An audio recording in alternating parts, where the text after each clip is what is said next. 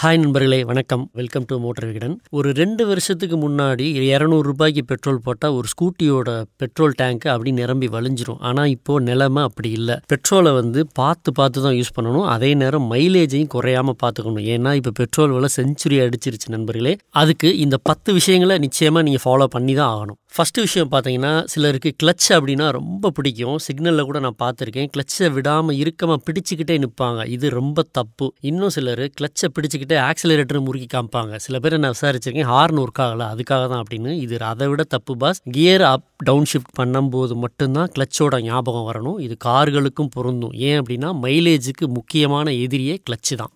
சிலர் ஹைவேஸில் போகும்போது பெட்ரோலை மிச்சப்படுத்துகிற பேர் வெளியின்னு ஏசி ஆஃப் செஞ்சுட்டு கார் கண்ணாடியை இறக்கி விட்டு பறப்பாங்க. இதுவும் ரொம்ப தப்பு. இதில் முக்கியமாக 2 விஷயம் அடிபடும். என்னன்னு பார்த்தீங்கன்னா, காரோட டைனமிக்ஸ் நிச்சயமாக குலைஞ்சிரும். ஸோ உங்களுக்கு ஷேக்கிங் இருக்கும் ஸ்பீடில் போகும்போது. அதே சமயம் உங்களுக்கு தெரியாமலே உங்கள் காரோட பெட்ரோல் டேங்க்லேருந்து ஃபியூல் சர்றன்னு குறையும்.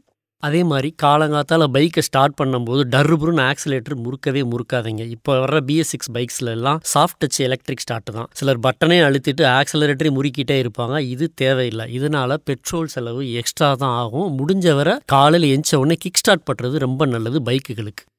பைக்குகளோட ஐட்லிங் ரேஞ்ச் அதுவும் மைலேஜுக்கு ரொம்ப ஹெல்ப்ஃபுல்லாக இருக்கும். பிக்கப் வேணும் அப்படிங்கிறக்காக லோக்கல் மெக்கானிக்கிட்ட சொல்லி பரிந்துரைக்கப்பட்ட RPM தாண்டி ஐட்லிங் ரேஞ்ச் வச்சுருப்பாங்க. ஐட்லிங் ரேஞ்ச் எப்படி அப்படின்னு பார்த்தீங்கன்னா, அந்த RPM மீட்டர் கவனிச்சிங்கன்னா தெரியும். சில பைக்குகளுக்கு 900 RPM தான் வச்சுருப்பாங்க. சில பவர்ஃபுல் பைக்ஸுக்கு தான் 1000 RPM தாண்டும். இது கார்களுக்கும் பொருந்தும். இது தேவையே இல்லை பாஸ். முறைப்படி கிளச் பிளேட்டு, இன்ஜின் பராமரிப்பு இருந்தாலே நல்ல பிக்கப்பும் மைலேஜும் செம்மையாக கிடைக்கும். ரொம்ப பேர் பண்ணுற தப்பு இதுதான். டியூப்லெஸ் டயர் தானே, காற்று நாளைக்கு அடிச்சுக்கலாம் அப்படின்னு தள்ளி போடுவாங்க.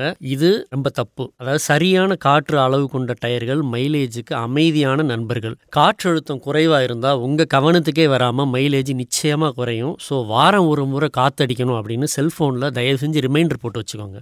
சிக்னலில் 50 வினாடிகள் தாண்டி நிற்க வேண்டியிருக்குன்னு தெரிஞ்சிருந்துச்சுன்னா இன்ஜினை ஆஃப் பண்ணிடுங்க தயவு செஞ்சு. அதுதான் ரொம்ப நல்லது. குறைந்தபட்ச வினாடிகளுக்கு ஆஃப் செய்கிறதும் வேண்டாம். நிமிஷக்கணக்கில் ஐட்லிங்கில் நின்னால் எவ்வளோ பெட்ரோல் செலவாகுமோ அதை விட ஒரு தடவை என்ஜின் கிராங்க்குக்கு ஆகும் எரிபொருள் செலவு ரொம்ப அதிகம். நீங்கள் 3 நிமிஷம் கார் ஐட்லிங்கில் வச்சிருக்கிறது நீங்கள் 1 கிலோமீட்டர் ட்ராவல் பண்ணுறதுக்கு சமம். ஸோ அவ்வளோ பெட்ரோல் செலவாகும். அது மாதிரி இப்போ ஹைப்ரிட் கார்ஸில் பிரச்சனை இல்லை. ஆட்டோ ஸ்டாப் கொண்ட கார்கள் வந்துருச்சு. ஸோ பைக்குகளுக்கு இருக்கவே இருக்குது இன்ஜின் கில் ஸ்விட்ச்.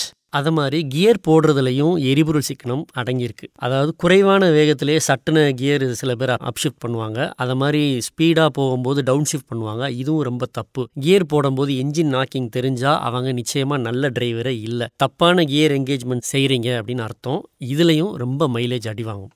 அது மாதிரி பெட்ரோல் கார்களை பொறுத்தவரை கியர் என்கேஜ்மெண்ட் 2000லேருந்து 2300 RPM அப்படிங்கிறது வேகமும் மைலேஜும் சரியான பார்ட்னர்ஷிப் வைக்கும் இடம். இது டீசல் கார்களுக்கு 1500லேருந்து 1700 RPM கரெக்டாக இருக்கும். நீங்கள் RPM மீட்டரை கவனிச்சிங்கன்னா தெரியும். அதாவது 1700 RPM தாண்டி இன்ஜினை கதற விட்டு ரெவ் செஞ்சு சில பேர் கியர் மாற்றுவாங்க. அது ரொம்ப தப்பு.